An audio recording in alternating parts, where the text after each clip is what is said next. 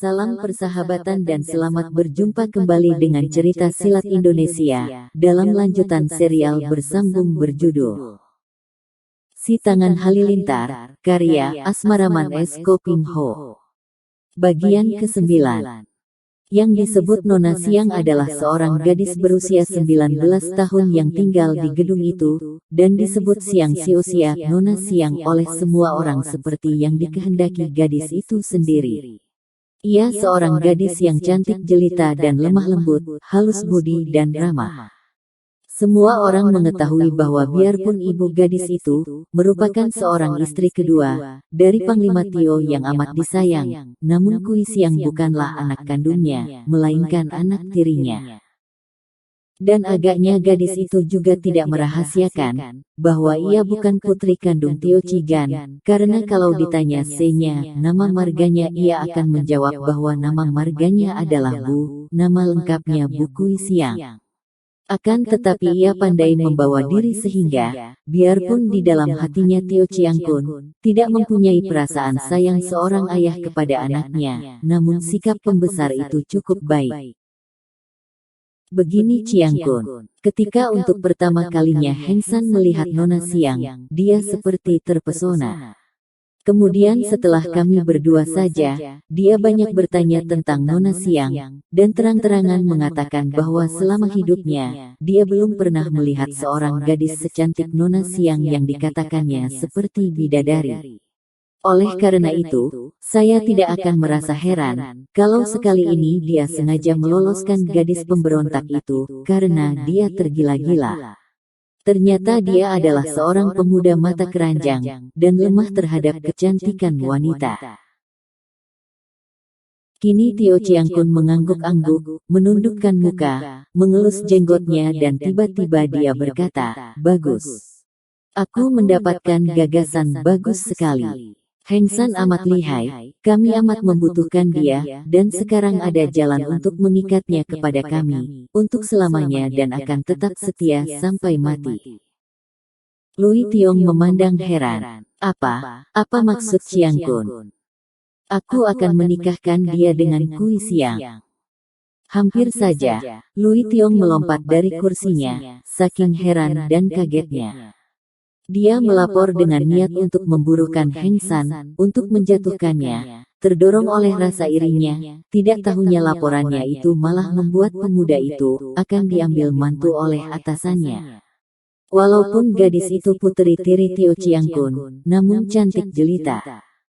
Dan merupakan kehormatan besar sekali, yang membuat kedudukan Heng San akan lebih terangkat tinggi.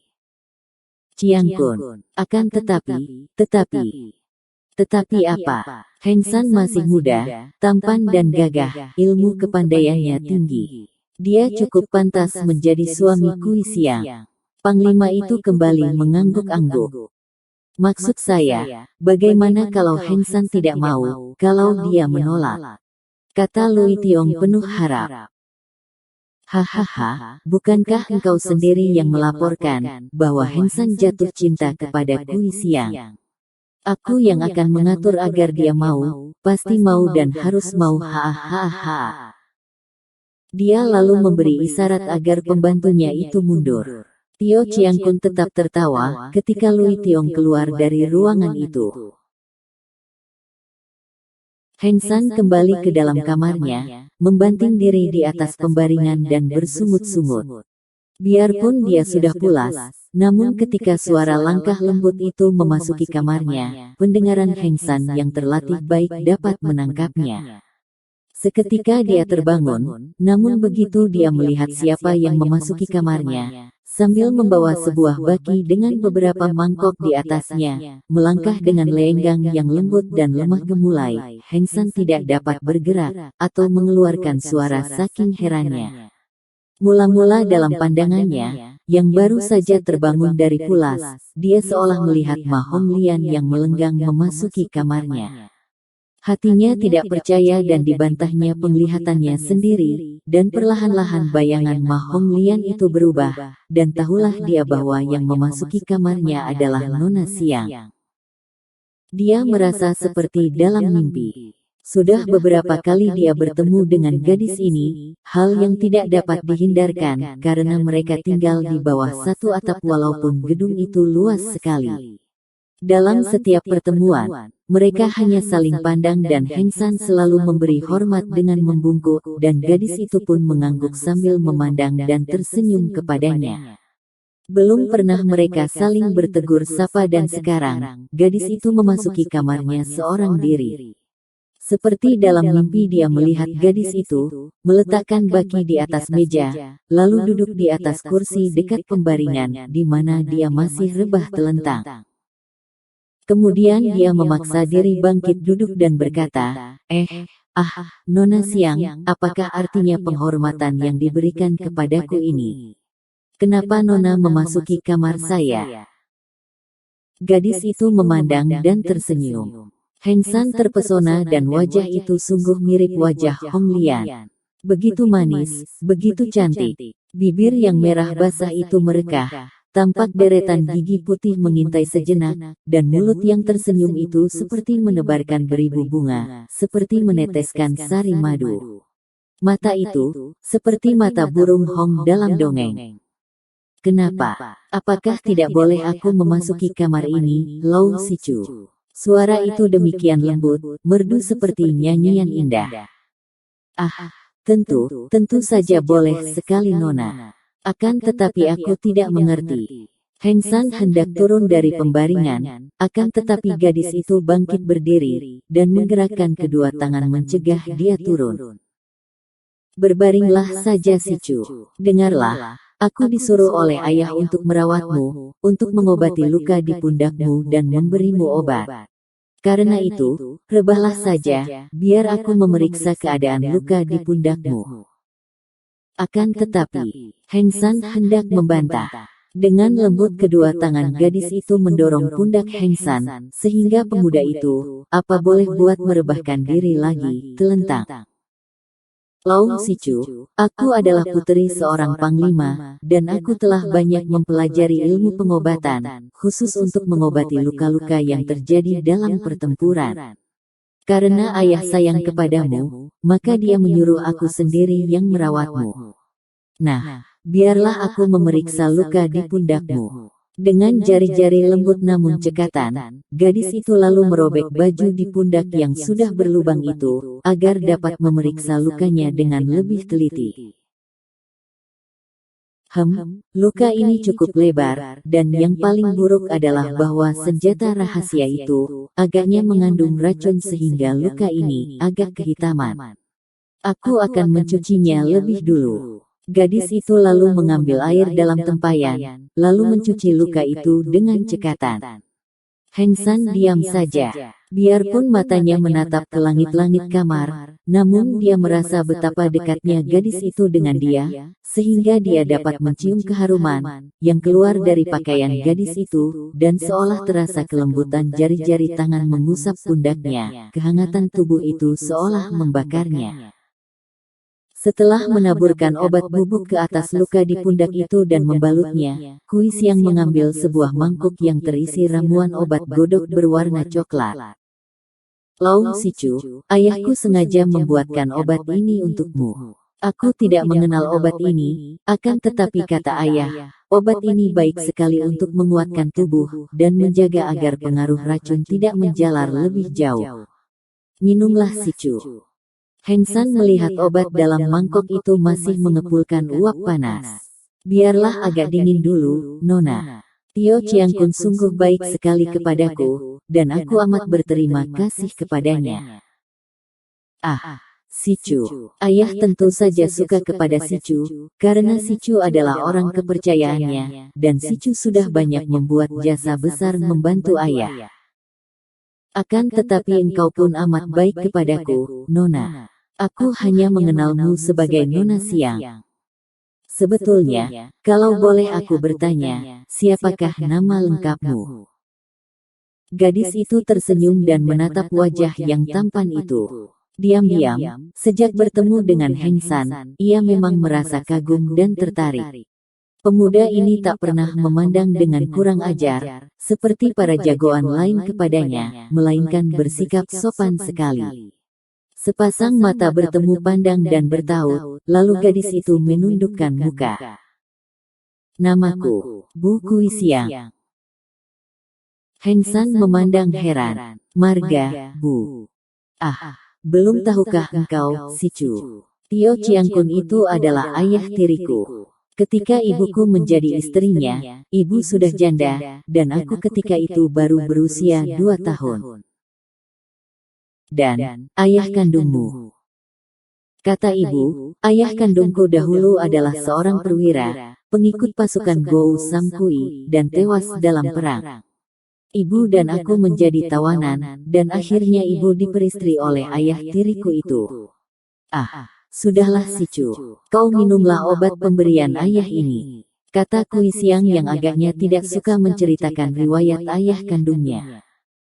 Sedikit keterangan ini, mendatangkan keharuan dalam hati Heng San, dan dia pun tidak menolak lagi ketika disuruh minum obat. Dia bangkit duduk, dan gadis itu membantunya, memberi minum obat dari mangkok itu. Obat itu rasanya agak pahit namun baunya sedap, sehingga diminumnya sampai habis. Rasanya hangat sekali ketika memasuki perutnya. Kui Siang membantu dia rebah kembali. Sekarang mengasuhlah saja, si Chu. Aku akan melaporkan kepada ayah bahwa keadaanmu sudah membaik. Gadis itu meletakkan mangkok kosong di atas baki yang masih berada di meja. Akan tetapi tiba-tiba ia terkejut mendengar Heng San mengeluh. La cepat membalik dan menghampiri. Dilihatnya pemuda itu gelisah sekali, mengeluh, memejamkan mata dan mukanya berubah merah sekali. Ketika ia mendekat dan meraba dahi pemuda itu, ia terkejut karena terasa kulit mukanya panas sekali. Lau si Chu, kau kenapakah? Gadis itu menjadi panik, memegangi kedua pundak Heng San. Heng San tiba-tiba terserang panas yang amat aneh. Dia merasa dirinya dilambungkan ke atas, lalu diombang-ambingkan seolah berada di lautan, yang amat kuat ombaknya, membuat kepalanya pening, sehingga dia tidak berani membuka matanya, seperti terapung-apung di langit. Ketika mendengar suara gadis itu memanggil-manggil, dan kedua pundaknya diguncang-guncang, dia memaksa diri membuka kedua matanya. Dilihatnya wajah itu, wajah yang selama ini menjadi buah mimpinya. Wajah Ma Honglian yang membuatnya tergila-gila, wajah gadis yang telah merebut hatinya, yang dicintanya. Gairah yang teramat kuat merangsangnya, membakar birahinya, dan dia pun merangkul leher itu, ditarik dan didekapnya muka itu, diciuminya. Hong Lian, desahnya. Kui Siang terkejut setengah mati. Ia hendak meronta melepaskan diri, namun tidak mampu karena dekapan itu kuat sekali. Ketika mukanya, pipinya, hidungnya dan bibirnya dihujani ciuman oleh pemuda yang dikaguminya itu, tiba-tiba ia menjadi lemas lunglai. Lau si Chu, Lau si Chu. Ia menangis ketika mukanya didekap di dada Heng San. Pada saat itu, daun pintu kamar terbuka dari luar, dan seorang wanita melangkah masuk. Wanita itu menahan jerit ketika melihat Kui Siang dipeluk Heng San, menelungkup di atas dada pemuda itu. Wanita itu adalah ibu kandung Kui Siang, yang baru saja diberitahu suaminya, bahwa anak gadisnya bermain gila dengan Lau Heng San, dan sekarang berada di kamar pemuda itu. Mendengar ini, ibu ini tidak percaya dan langsung lari memasuki kamar itu, dan apa yang dilihatnya membuat ia hampir pingsan. Kui Siang, ibu itu menjerit. Apa yang kau lakukan ini? Ya Tuhan, anak durhaka, anak tak tahu malu, mencemarkan nama orang tua. Ibu itu menjerit-jerit sehingga banyak pelayan berlari-lari mendatangi, dan berkumpul di luar kamar yang pintunya terbuka. Mereka semua melihat Nona Siang masih duduk di tepi pembaringan, di mana Heng San rebah telentang dan keduanya tampak terbelalak kaget dan kebingungan. Walaupun dia merasa betapa tubuhnya melayang-layang, kepala pening dan rangsangan gairah birahi seperti membakarnya, namun jeritan ibu Kui Siang itu seolah menyeretnya kembali ke alam kesadaran, dan membuat Heng San terkejut setengah mati menyadari akan perbuatannya dan keadaannya. Tiba-tiba Tio Chiang Kun muncul dan dia melompat ke dalam kamar itu, memandang kepada dua orang muda di pembaringan itu, dengan muka merah dan mata melotot. "Bagus sekali perbuatan kalian," bentaknya. Kui Xiang lebih dulu menguasai dirinya, dan ia menangis sambil berlari, dan menjatuhkan dirinya berlutut di depan ayah tirinya. Sambil menangis ia berkata tersendat-sendat, "Ayah, anak telah bersalah, ampuni saya atau hukumlah, bunuhlah saya ayah." Gadis itu merasa malu bukan main. Peristiwa tadi sungguh di luar dugaan. Ia merasa seperti lumpuh ketika dirangkul dan diciumi Heng San. Tiba-tiba Heng San melompat dan berlutut di sebelah Kui Xiang. Biarpun dia berada dalam keadaan tidak normal, namun dia masih dapat menguasai dirinya, dan dia tahu bahwa gadis itu terancam bahaya besar, akan rusak nama dan kehormatannya, bahkan mungkin akan dihukum mati. Dia tidak mungkin membiarkan hal itu terjadi. "Chiang Kun, bukan Nona Xiang yang bersalah, melainkan saya yang bersalah. Saya mengaku salah, saya bersedia menerima hukuman apapun juga." Ibu Kui Xiang yang bagaimanapun juga menyayangi putrinya, melihat putrinya terancam, lalu ikut pula berlutut di depan suaminya sambil menangis. "Pandanglah mukaku, dan ampuni Kui Xiang," ia meratap. Tio Chigan menghela nafas panjang dan mengelus jenggotnya. Sudahlah. Kalau memang kalian berdua sudah saling mencinta, kami akan segera mengatur pernikahan kalian."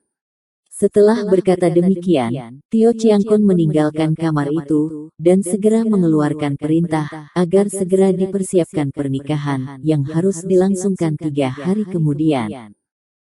Hanya Lui Tiong seorang, yang dapat menduga bahwa semua itu tentu sudah diatur oleh atasannya. Teringat dia, akan kata-kata Panglima itu bahwa Heng San pasti dan harus mau menikah dengan Kui Xiang. Akan tetapi apa yang dapat dia lakukan? Dia hanya menyesali nasibnya sendiri, dan semakin iri akan nasib baik Heng San, yang mendapatkan gadis jelita dan menjadi mantu Panglima Tio. Di dalam hatinya, Heng San merasa menyesal sekali akan kejadian itu. Dia menyesal mengapa dia sampai hanyut oleh rangsangan birahi. Padahal, sesungguhnya dia harus mengaku pada diri sendiri, bahwa walaupun dia suka kepada Kui Xiang, namun sebetulnya cintanya adalah pada Ma Honglian. Akan tetapi, dia tidak mungkin membiarkan Kui Xiang celaka, dan tercemar namanya karena dia. Maka, dia pun mau melaksanakan pernikahan, dan memaksa dirinya agar jujur terhadap Kui Xiang, agar dapat memperlihatkan kasih sayangnya, sebagai suami kepada gadis yang tidak berdosa itu. Dan ternyata setelah menikah, Kui Xiang bersikap amat mesra, dan mencintainya, sehingga mau tidak mau, timbul pula perasaan sayang dalam hati Heng San kepada istrinya. Suami istri ini tampak mesra dan saling mengasihi sehingga Ibu Xiang Siosia juga ikut merasa bahagia. Demikian pula Tio Chiang Kun merasa gembira sekali, karena dia sudah dapat mengikat Heng San menjadi mantunya, berarti orang muda itu kini menjadi pembantunya yang tak dapat diragukan lagi kesetiaannya. 6 bulan telah lewat, sejak Lau Heng San menikah dengan Bu Kui Xiang, anak tiri Panglima Tio Chigan. Harus diakuinya, bahwa Bu Kui Xiang amat mencintainya dan watak gadis itu, memang baik sekali, seperti watak ibunya. Halus, lembut dan berperasaan peka. Ia telah mendengar cerita Kui Xiang tentang riwayat ibunya. Ayah kandungnya bernama Bu Kiat, seorang panglima pembantu dalam pasukan Go Sam Kui, yang dahulu melakukan perlawanan terhadap bala tentara Manchu. Setelah pasukan Go Sam Kui hancur, Panglima Bu Kiat gugur dalam perang. Istrinya bersama puterinya, yaitu Nyonya Bu dan Kui Xiang, menjadi tawanan. Ketika itu, yang menjadi komandan pasukan Manchu adalah Tio Chigan, seorang Han yang terpikat bangsa Manchu, menjadi seorang panglima. Demikianlah, karena tertarik oleh kecantikan Nyonya Bu, Tio Chigan mengambilnya sebagai istri kedua. Nyonya Bu terpaksa menerimanya untuk menyelamatkan puterinya. Kui Xiang lalu menjadi anak tiri Tio Chiang Kun, dan ia pun disayang oleh ayah tirinya. Dari istrinya ini pula Heng San mendengar bahwa para pemberontak itu, menurut persangkaan istrinya yang mendengar dari ibunya, adalah pemberontak-pemberontak yang menentang pemerintah Manchu. Malam itu Heng San duduk termenung memikirkan itu semua. Biarpun ia selalu teringat kepada Ma Honglian, namun harus diakuinya bahwa kelembutan dan cinta kasih Kui Xiang membuat dia dapat menyayangi istrinya pula. Apalagi istrinya kini telah mengandung 2 bulan. Akan tetapi dia tidak dapat melupakan Honglian, gadis yang amat dikaguminya itu. Dia merasa menyesal mengapa Honglian menjadi anggota pengacau, anggota pemberontak sehingga dengan terpaksa berhadapan dengan dia sebagai musuh. Teringat dia betapa dalam pertemuannya, yang pertama dengan Honglian, gadis itu pun telah menjadi seorang pencuri. Kui Xiang tentu saja tidak mengetahui dengan jelas keadaan para pemberontak itu, karena ia hanya mendengar penuturan ibunya, dan ia baru berusia 2 tahun ketika ayah kandungnya gugur dalam perang, sebagai seorang pejuang patriot melawan bangsa Manchu yang datang menjajah tanah air. Sebetulnya rombongan penari itu adalah serombongan pendekar patriot yang bertugas menghubungi para orang gagah di dunia Kangou untuk menyusun rencana pemberontakan terhadap pemerintah Manchu. Pemimpin rombongan itu bernama Ma Chiok, seorang guru silat yang terkenal gagah perkasa dan berjiwa patriot. Ma Honglian adalah anaknya yang sejak kecil telah ditinggal mati ibunya. Honglian dididik ilmu silat oleh ayahnya sendiri, sehingga setelah dewasa ia menjadi seorang pendekar wanita yang gagah perkasa dan berjiwa patriot pula. Di dunia persilatan, Ma Honglian dikenal dengan julukan Title Li Hiap, pendekar wanita Title. Karena merasa penasaran melihat sepak terjang para pembesar, baik bangsa Manchu maupun bangsa Han yang menjadi pengkhianat, dan menghambakan diri kepada pemerintah Manchu, melihat betapa mereka itu memperkaya diri sendiri dengan menindas rakyat, memaksa rakyat membayar pajak untuk dikorupsi, demi menggendutkan perut sendiri, para orang gagah di daerah selatan segera mengumpulkan kawan-kawan seperjuangan, untuk menggerakkan pemberontakan. Akan tetapi usaha mereka itu selalu kandas, karena pemerintah memang cerdik dan mendapat dukungan banyak orang pribumi yang berilmu tinggi, dan menjadi pengkhianat, orang-orang yang sudah dipengaruhi dengan umpan harta, kedudukan tinggi, atau wanita. Oleh karena gerakan besar mereka selalu gagal untuk menyerang pasukan pemerintah penjajah Manchu, maka kini sisa-sisa para patriot hanya bergerak dengan hati-hati dan sangat terbatas sekali. Mereka lebih mengutamakan gerakan menentang para pembesar korup yang menindas rakyat dan membasmi kaki tangan mereka. Untuk memberontak terhadap pemerintah, mereka tidak mampu. Maka, jalan satu-satunya untuk membela rakyat adalah secara langsung menentang pembesar-pembesar setempat, dan kaki tangan mereka yang menyengsarakan kehidupan rakyat jelata. Ma Chiok atau yang biasa disebut Ma Kousu, guru silat Ma, mendapat tugas untuk menghubungi orang-orang di utara yang berjiwa patriot dan memiliki kegagahan. Di samping itu juga bertugas menyelidiki para pembesar yang menjadi kepercayaan kaisar, para pembesar yang memiliki pengaruh besar. Dalam perjalanan untuk melaksanakan tugas ini, Ma Chiok menyamar sebagai pemimpin serombongan penari silat. Para pembantunya adalah puterinya sendiri, Ma Honglian, dan 2 orang murid yang sudah dapat diandalkan. Dia mendengar bahwa di Kengkoan tinggal seorang pembesar militer yang berpengaruh, dan mempunyai banyak kaki tangan yang pandai. Juga dia mendengar bahwa Panglima Tio itu kini membentuk seregu pasukan, yang terdiri dari prajurit-prajurit pilihan, dipimpin oleh perwira-perwira yang amat lihai, sehingga merupakan pasukan yang tangguh, yang diberi nama pasukan Garuda Sakti. Ma Chiok segera mengajak rombongannya melakukan penyelidikan ke kota Kengkoan. Akan tetapi, sekali ini Ma Chiok terlalu memandang rendah kepada pembesar Tio itu. Tio Chiang Kun terlalu cerdik baginya. Sebelum Ma Cheok dan rombongannya sempat berbuat sesuatu, sebaliknya keadaannya malah sudah diketahui para penyelidik yang disebar oleh Tio Chiang Kun.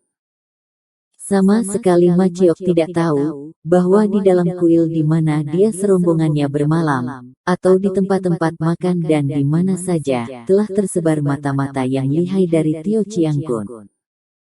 Kemudian, sama sekali tidak tersangka-sangka olehnya, terjadilah penyerbuan itu. Dia sendiri tertawan dan 2 orang muridnya tewas, sedangkan anaknya Ma Honglian tidak diketahui bagaimana nasibnya. Malam itu Ma Cheok duduk termenung dalam kamar tahanannya. Sudah berbulan-bulan, sedikitnya sudah 6 bulan, dia dikurung dalam kamar tahanan ini. Dia dapat menduga, mengapa sampai sekarang dia belum juga dibunuh atau dihukum. Tentu Tio Chiang Kun ingin mengorek semua rahasia kawan-kawan dari mulutnya. Namun dia tidak pernah mau mengaku. Yang dia tidak tahu adalah bahwa dia tidak disiksa itu, karena usaha Lau Heng San yang membujuk kepada Tio Chiang Kun, agar Ma Cheok tidak dipaksa dengan kekerasan, melainkan dibujuk dengan halus. Orang itu berwatak keras, demikian Heng San berkata kepada atasannya yang juga kini telah menjadi ayah mertuanya. Semakin diancam, semakin dia menantang kematian. Sebaliknya kalau diperlakukan dengan halus, ada harapan dia akan tunduk. Pula, puterinya belum tertawan dan saya yakin bahwa kawan-kawannya tentu akan berusaha membebaskannya. Dengan demikian, dia dapat kita umpankan sebagai umpan untuk memancing datangnya kawan-kawannya. Nasihat ini diturut dan Ma Cheok tidak disiksa, dan memang hal ini yang dikehendaki Heng San, yang merasa kasihan kepada ayah dari Ma Honglian, gadis yang tak pernah dilupakannya itu. Malam semakin larut, Ma Cheok duduk sambil melamun. 6 bulan telah lewat, dia tidak dapat membayangkan apa yang akan terjadi dengan dirinya. Akan tetapi dia tidak peduli akan nasib dirinya. Dia sudah cukup kenyang dan lama hidup di dunia, cukup banyak menderita, kematian istrinya dan mengalami kegagalan dalam perjuangan. Dia tidak takut dan tidak sedih kalau harus mati. Akan tetapi dia teringat kepada anaknya. Dia tidak tahu di mana adanya Honglian, dan bagaimana dengan nasib puterinya itu. Namun dia tidak putus asa. Honglian lolos, berarti puterinya itu tentu selamat. Apalagi dia pernah melihat pengemis gila itu, yang bukan lain adalah Tan Kok yang berjuluk Mo Jiaoeng, Garuda Kuku 5 paman gurunya sendiri. Dia juga percaya bahwa setiap saat susyoknya paman gurunya itu, pasti akan muncul untuk membebaskan dirinya. Ma Cheok memandang keluar pintu, dan melihat 6 orang prajurit pengawal duduk minum arak, sambil main catur dengan gembira. Tidak ada seorang pun di antara mereka memperhatikannya. Saking lamanya dia dikeram di situ, para penjaga itu sudah terbiasa, dan menganggap dia sebagai seorang tawanan biasa yang tak berdaya. Ma Cheok mencari-cari dengan pandang matanya, namun dia tidak melihat perwira lihai, yang dulu merobohkannya sehingga dia tertawan. Dia masih merasa penasaran, mengingat betapa perwira tinggi kurus itu dapat merobohkannya, padahal untuk daerah selatan, permainan goloknya jarang terkalahkan. Dia sama sekali tidak tahu bahwa yang menjatuhkannya adalah Lui Tiong yang berjuluk Ui Bin Ho, harimau muka kuning, seorang tokoh ahli pedang yang sebelum Lau Heng San datang, menjadi jagoan nomor 1 di antara para pembantu Panglima Tio. Bersambung ke bagian berikutnya, pada penayangan selanjutnya. Jangan lupa untuk mengklik subscribe, tinggalkan komentar, like dan share, agar tidak ketinggalan informasi terbaru dari kami. Sampai berjumpa kembali pada episode berikutnya.